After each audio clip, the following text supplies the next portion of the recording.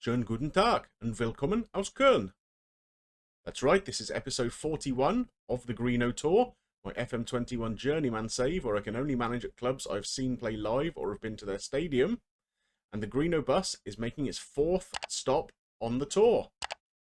We started out with Sterling Albion, moved to Hungary and managed Honved, then into the English leagues where we've been managing Luton Town. We've got a bit of a step up now, a bigger club in the German Bundesliga, FC Köln. Today we're going to take a bit of a look around the club as we settle into our surroundings and play a game. So plenty to look at. Let's get on with it.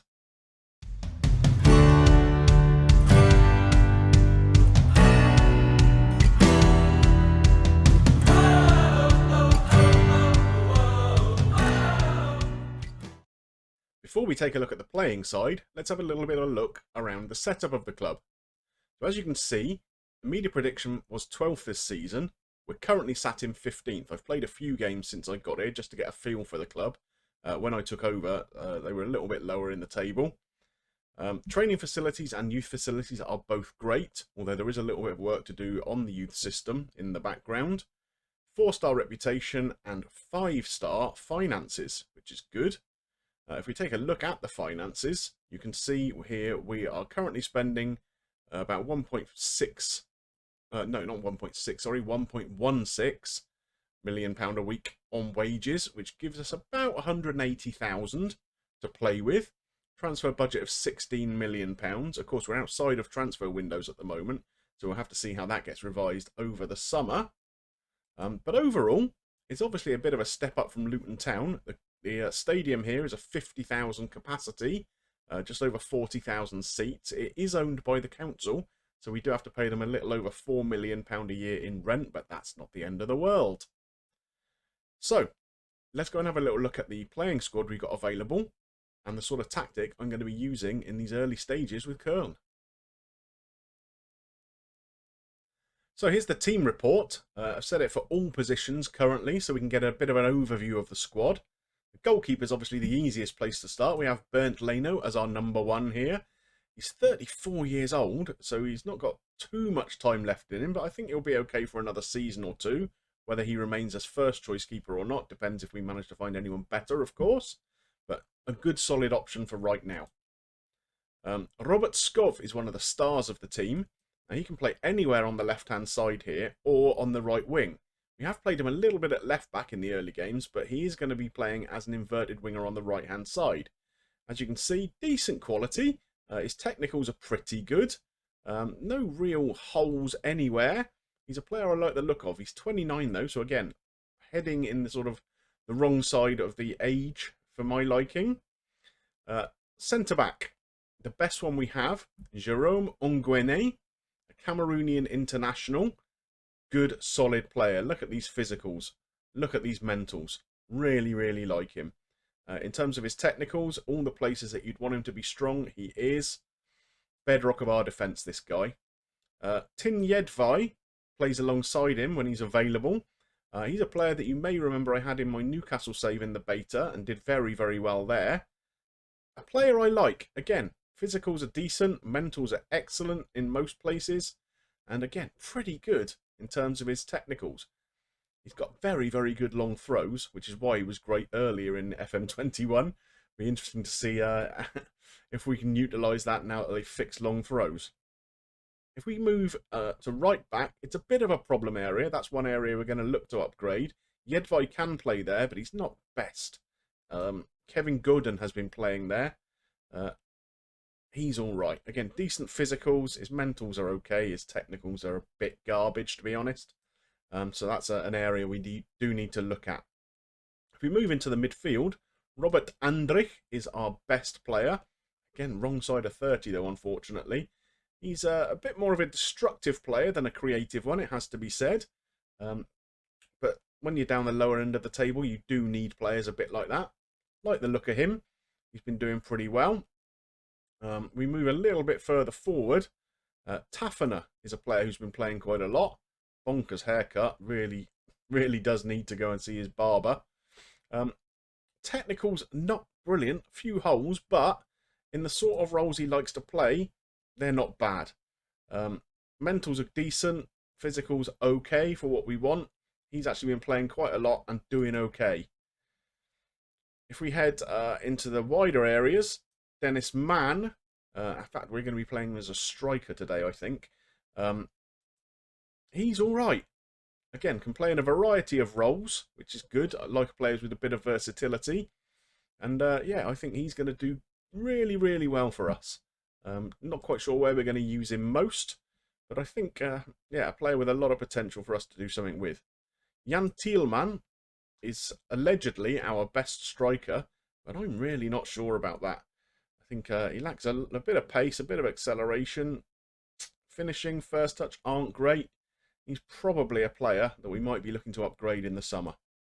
But I think overall, we've got a fairly decent spine to the team. If we actually go and look in terms of the squad, though, this is where we see there are a few issues. In terms of players' contracts, so if we look at the highest paid players, Kerem Demirbay, or Demirbay, is not a player who's going to be starting for us. His physicals are shot. He's 32 years old, 2 years left on his contract, and he's on 91 grand a week. So it's going to be a bit of a challenge to get him out of the club, I think. Kevin Sturger, again, another player on a lot of money. He's just agreed to leave the club, though. He's going to head off to Shakhtar on a free in the summer. So that's going to free up even more wage budget for us. Leno's on a lot of money, 68 grand a week. You know, so there are players here. Jonas Hector, for example, who actually is out of contract this summer. He's on over 50 grand a week and not good enough to play for us anymore. He's just too old and gone past his peak. So it's not a squad without its issues.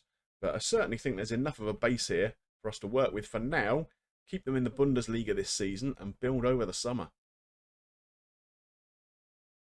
As I said, I have actually played a few games since I took over just to get a feel for the team and how we're going to be set up. We've been doing pretty good when you consider the form that we were in before I took over.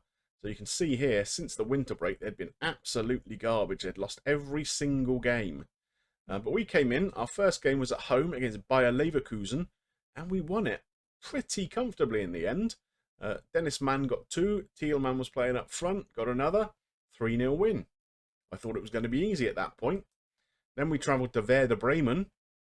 Yeah, came a bit unstuck there, unfortunately. A 2-0 defeat. We weren't great. But we followed that up with 2 wins at home against Freiburg. We have won 4-0. Goals shared around quite nicely there. And in the last game, we travelled to Nuremberg and actually came away with a 3-1 win, which was perfect. Tafana scored 1 and Robert Skov with a couple. Today is our first really big challenge, though. We are at home against Leipzig. They're underperforming a bit in the league this season. They are 8th, but obviously that's a lot higher than we are currently. We're 15th. So that's going to be a little bit of a challenge. You can see here, we're starting to pull away. When I took over, we were in 16th place. Those 9 points we got in 4 games have been really useful because everyone else has been picking up points too. But that game against Nuremberg was key. To win there, give us a 3-point gap above them. We got a game in hand on Schalke. So I'm pretty positive that we can start moving up the table a little bit anyway. We've got 8 games of the season left, I think. So if we can sort of end up 12th, 13th, something like that, I'll be pretty pleased with that. Anyway, let's go and see how we're setting up for today's game. We've started out here using a formation I'm fairly happy with. Normally I'll play a 4-3-3 as a starting kind of position and build from there. But I decided with the makeup of the squad here to go with a 4-2-3-1. Now, unfortunately, Jan Thielmann, who is our best striker, is unavailable today. He's injured, hence Dennis Mann going up front. That means I've moved Skov over to the right wing position where he's going to play as an inverted winger and brought in this guy, Evina, who's all right, but again, not brilliant, to play on the left-hand side. This means we are going to be bringing in a fairly untried fullback, a guy, Axel Brauner. We've played him a little bit. He's a guy with a lot of potential, but as you can see, quite a lot of holes in his technicals at this stage. But a guy I think, at 20 years of age, with some game time under his belt, could even be a decent player for us going forwards. Smorgol is another guy we've not talked about yet. Doesn't have a face. He's a 22-year-old Polish international. Plays in midfield. Not bad. I think we can work with this guy. Maybe, again, someone that we might look to upgrade a little bit over the summer if the funds allow. I think he's all right. So, I think the formation suits the players that we've got. Let's go and see how we do against Leipzig. So, here's our stadium. Looking pretty full for today's game. Obviously, a bit of an upgrade on what we had at Luton with a 50,000 capacity stadium here compared to just shy of 16,000 at Luton. I have to say, I'm a little bit upset about leaving Luton. I know it certainly seems on the face of it to be the best move, but I'm quite proud of what we managed to achieve with the limited resources we had at Luton. Opportunity here for Man. Can't take it, though. But hopefully, as we have done with all the clubs so far, we have left them in a much better position than we found them. So that's a good thing. Hopefully they'll have enough about them to stay in the Premier League this season. We'll probably take a look at all the clubs I've been at and see where they're at in the next episode, I think. But I think this is a good opportunity here for us. I think it's a team that we can really build into something to challenge in the top half of the table. Whether we're ever going to be good enough... Oh, what a nice goal that is, Robert Andrich. Well done, sir. Yeah, whether we're going to be good enough to challenge the likes of Bayern and Borussia Dortmund at the very, very top of the table remains to be seen. But I think it's a good move for us in terms of our career. He did take that header very nicely, didn't he? And of course, it gives us the opportunity, now that we're outside of the English game, in a season or two, to start thinking about some of the top jobs back in the Premier League if they become available. We do have a few other top grade European teams that we could move to within the rules of the game. We have Roma and Lazio, we have Sporting Lisbon, we have Benfica. Whether you consider them, the Portuguese clubs anyway, as a bigger option than Köln, I'm not sure, but the Italian clubs certainly you would. But of course, being outside of England now, one of the rules of the save is that I can't apply for jobs in the same country I'm working in. So, being in Germany means I could apply for big jobs in the UK if they become available. Anyway, half-time, we're 1-0 up. I think that first half went pretty well. My young fullback has picked up a yellow card, so I think we'll have a quick little chat with him. Tell him to ease off the tackles a little bit. We don't want him getting sent off in the second half. Get into the dressing room, and I think we can tell the guys that we're pretty happy with how things are going. There we are. And we'll send them out for the second half. No need to make any changes at this point. We'll keep an eye on the condition. It looks like the defence is playing pretty well. Ongwene and Yedvai, both above a 7, which is nice. Dennis Mann, oh, yes. Excellent. Just beat the keeper to the ball. So that's a 2-0 lead now. Tafana got the ball out here on the left. Back to Brauner. Awful mistake by the centre-half there. Keeper slow to come out. Man reacts a little bit faster. It's not the prettiest of goals, it has to be said, but we'll take it. That puts us 2-0 up against Leipzig. And as you can see, in the live table here, that takes us up to 14th and 6 points clear of Nuremberg, who are in that relegation playoff place. Let's see if we can hold on to this. A few guys, certainly in amongst our front players, or midfield and front players, are starting to get a bit weary, so we'll have to keep an eye on that. Maybe we'll think about making a couple of changes in a second. They are the worst performing players in the team too, so let me go and take a little look, tinker about with things. I will be back in a moment. So I've done nothing to change the shape or the way we're set up at all. Just a couple of straight changes. Mauro Jr. has come on for Skov on the right-hand side. And Demirbay has come on in the middle for Tafana, of the attacking three anyway. So we have a corner here. Demirbay to take. Headed clear, but he's got plenty of time to get another ball in if he wants. Decides to go backwards a little bit, but we're still building. Mauro Jr. He's a Brazilian player that apparently we picked up from Southampton at some point. Avina keeps the ball in. There's the young fullback Brauner. Oh, Mauro Jr., the substitute. Managerial genius there. Has tucked away our third goal. That was very nicely done. So Avina managed to keep the ball in. Back to Browner. It wasn't the greatest of crosses, if I'm honest, but the other sub, Demir Bey, with a nice one-touch reverse kind of pass. Mauro Jr. finishes first time. Very, very nicely done. So this has been pretty comfortable, hasn't it? I expected a tougher game from Leipzig. We've kind of bossed the possession without really bossing the shots on target or anything like that, but obviously we've been a lot more clinical in front of goal than they have. So here we are in stoppage time now. Presumably this is going to be an end of game highlight. They go back to their keeper, who boots it upfield. Seconds remaining. Is the ref going to blow his whistle? Probably should about now. Maybe there's going to be one last opportunity. Has to hurry up if there's going to be. Otherwise, this is just a very, very long end of game highlight. No, there's Mauro Jr. He's through again. Oh, save this time.